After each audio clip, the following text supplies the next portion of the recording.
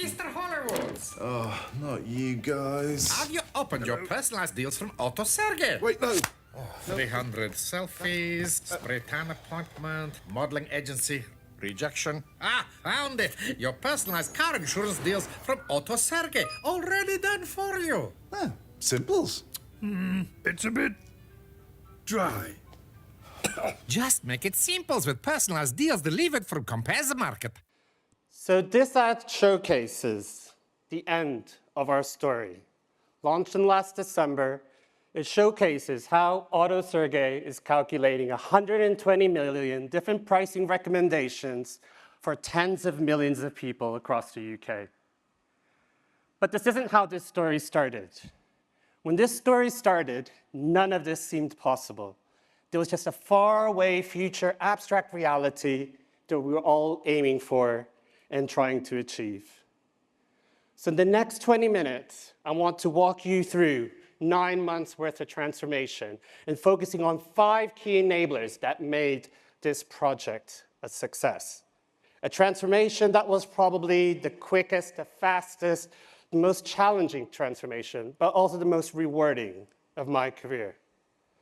So let's go back to January 2024, when all of this started. What problems were we trying to solve? So the very first problem, we didn't have a source of truth for customer data. So multiple departments were rolling up different customer data and different filtering criteria, all in a different way. So if one of our directors would ask, how many people we have in our marketable base? Each single department would give a different number. It would drive them crazy. Also, our speed to market wasn't where we wanted to be. So we had a very complex Salesforce setup, lots of automation queries, lots of SQLs, lots of complication. And we just wanted to be a lot more agile and a lot more quick and be able to deliver a lot higher speed. There's also a lack of transparency and reporting. So what do we mean by transparency? We didn't have a good view of which business rules, which segmentation criteria are driving certain results. So we would start with an audience of 100K over here, and with an audience of 70K over there, but we had no idea how that 100K went to the 70K. Are we missing any opportunities? We also wanted to improve the way that we personalize and the way that we communicate with our customers. We really, really wanted to focus on that key customer quote for their renewal. A little bit more on that later. And of course, as in everything nowadays, there has to be an AI element, right? So we had to implement AI both on the data perspective, but also on the language perspective, with the language that we're using with our customers. So brand new data model, brand new CDP, rebuild Salesforce. Simples, right? I still remember having a conversation with my boss at this time. And I kind of said, so basically you want me to deliver what I delivered in my last job over 3 years and this job in 6 months. He said, yes, that's exactly what I want you to do. And we did it in 9 at least. But how did we address these problems at speed? And what did we do? So how did we solve the data problem? Now, each time we talk about data, we talk customer data, it's always the same thing we get back. My data's all over the place, it's low quality, I can't activate it. It's always the same things. So what did we do? Instead of focusing on the data that we didn't have, we focused on the data that we did have.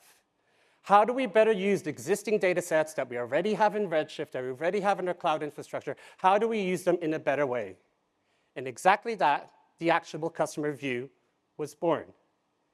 And listen at the word actionable there. Any data that's not actionable is not worth it for me.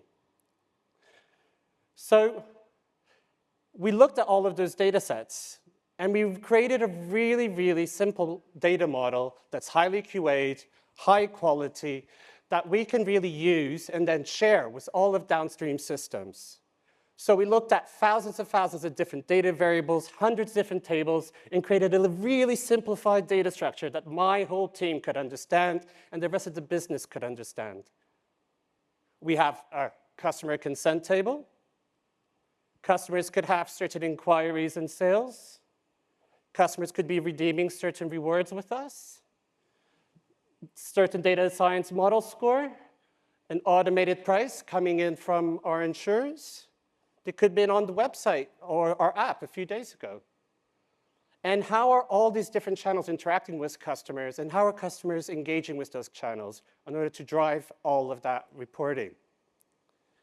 We then were able to pick up on that model and share all of that model with Telium.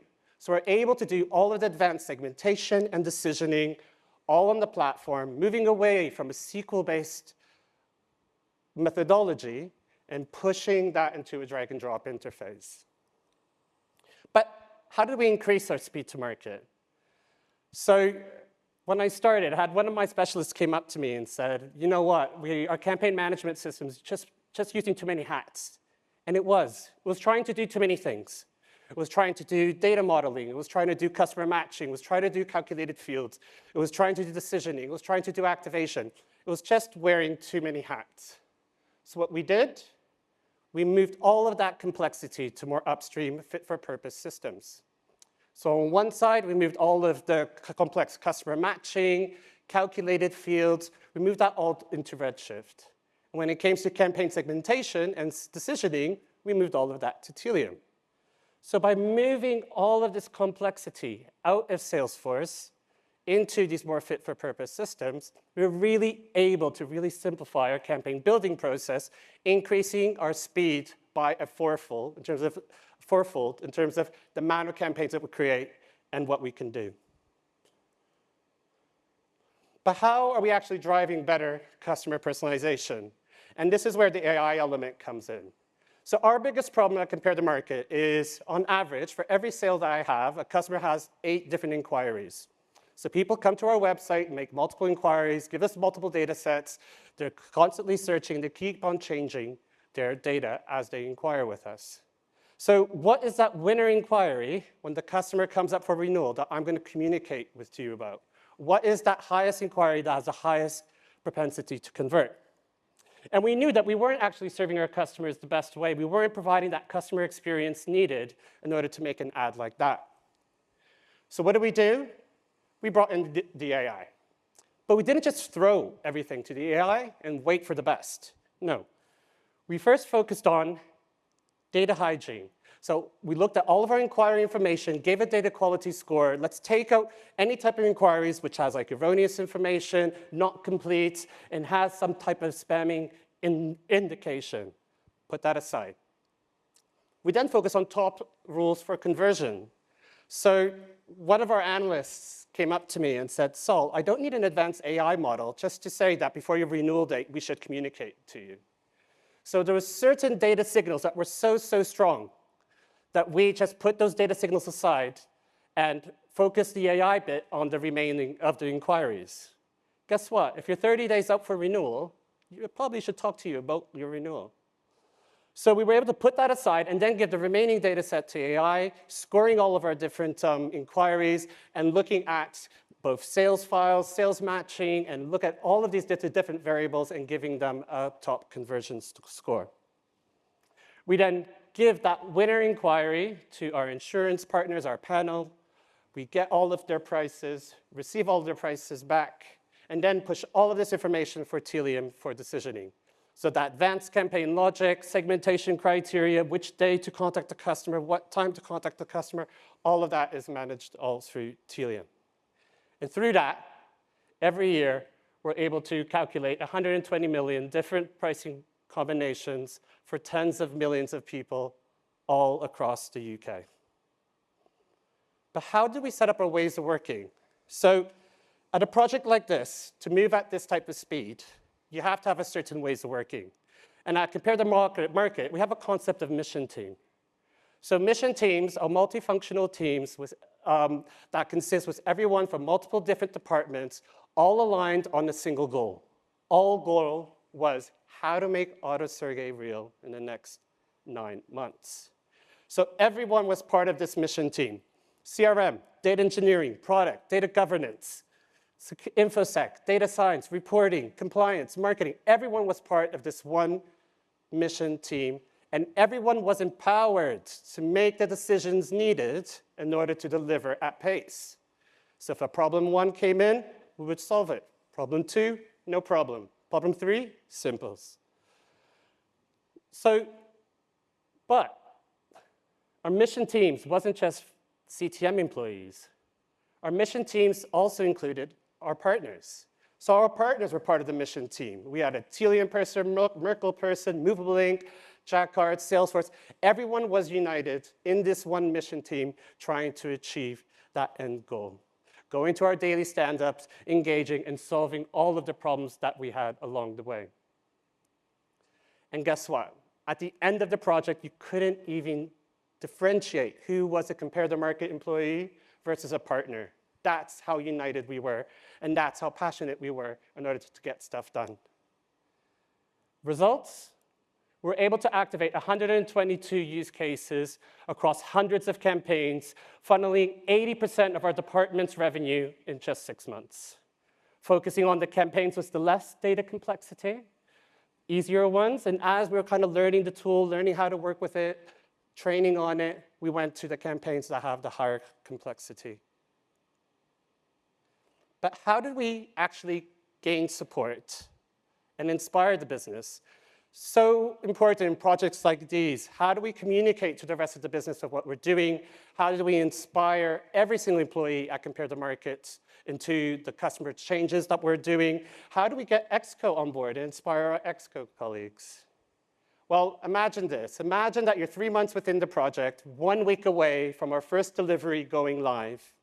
You're at our quarterly strategy business review at Compare the Market with every single employee, and you see this.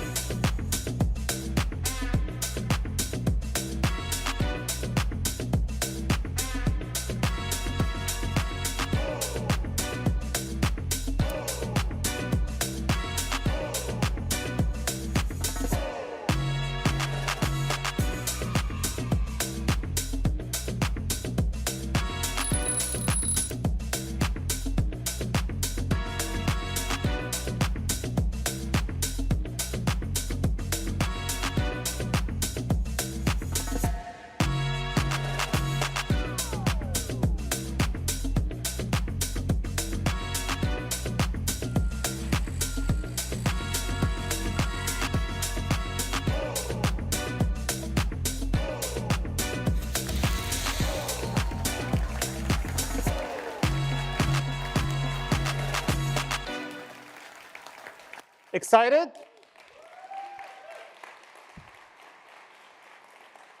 I'll never forget at the end of that strategy meeting, I had one of my colleagues come up to me and said, Saul, the project's real. I can see what's happening. I can feel what's happening. It's so important that we humanize our delivery. We work in such a complicated area. There's data, there's tech. How do we humanize our delivery and talk about the customer experience and talk about what we're improving with customers as we go through our transformation? Now, I know all you thinking, what about the results? What happened? Did it work? Did it not work? What I can say is we're able to reduce the noise by 25% and reduce our total email sends by 25%, all whilst increasing our share of revenue by 33%. Now, let that metric sink in a bit. I'm talking about share of revenue. So the total revenue that the company makes, the share that the CRM team makes, that share increased in the business by 33%. The only thing I can say is that I can finally sleep well at night. But what was the most important factor of our success?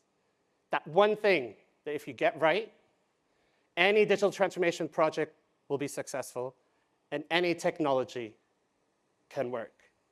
What is that one thing? It's people. People, people, people. So many times in conferences like these, we spend hours talking about the tech, hours talking about the data. We've implemented this. Which large language model are you using? How are you doing the customer segmentation? How are you doing this? How are you doing that? We're forgetting about the people element of our transformations. There's no such thing as digital transformations. There are only people transformations, because it's the people delivering the tech. It's the people configuring the tech. It's the people setting up the tech. It's the people making that tech work at the end of the day.